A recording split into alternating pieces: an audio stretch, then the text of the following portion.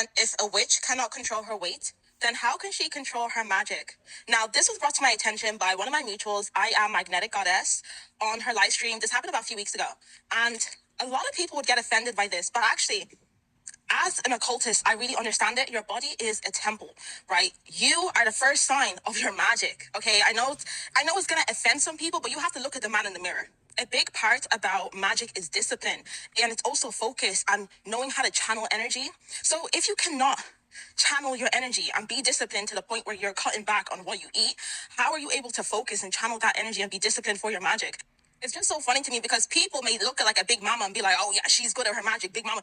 Bro, she's out of control. She can't even control her weight. I fear new age spiritualists are never going to get it because they keep thinking about the spiritual world. They keep thinking about magic in a human mindset. Two different topics, no matter how you try to frame it: control and overweight. A lot of people are overweight. A lot of people are a little thicker or obese because of genetics. A lot of people who are obese are not obese because they don't have any self-control. Sometimes it's medical conditions and sometimes it's simply culture. So to just generalize people who are overweight, obese, or thick, and to say that they're not credible practitioners is about the most ridiculous thing that I've heard on Witch Talk so far. Coming for the big mamas is crazy words. America's beauty standards is not even global. Who is deciding what is healthy or not? Just because a person is a little bit thicker does not mean that they can't move like you, they can't do what you do. It does not even mean that you are better, faster, or healthier than them. There are people who are slender and they're not healthy. There are people who are slender and don't have a healthy mindset. Let's be real when it comes to addiction, which is what you're really saying here, because you're saying people who are obese are addicted to food.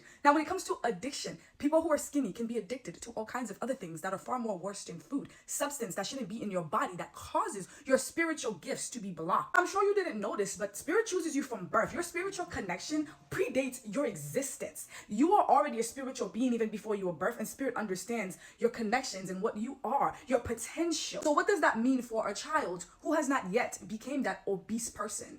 Do they lose their spiritual gifts because they're now obese? Do spirit unchooses them? Do you think that their spirits, their soul, are obese? While I'm all for promoting healthy lifestyle, while yes, being a healthy person is better all the way around for you, but to discredit heavy-set people in spirituality is human limitation, something that we need to stop doing. Otherwise, you guys are always going to be in the shadow. That is the biggest problem when it comes to new age spirituality, things that have already been working for all these centuries. And here comes new age spiritualists yapping and blabbering about nonsense, not doing any of the real work, not actually shedding enlightenment, not actually truly teaching, understanding. All they do is nit and pick and find things that they think make sense, what works for them, and then they generalize and think that they are the ambassadors, the police of spirituality, these practices that we have already understood for centuries and centuries. We don't need y'all new rules. Y'all motherfuckers really open this app and just really be saying anything.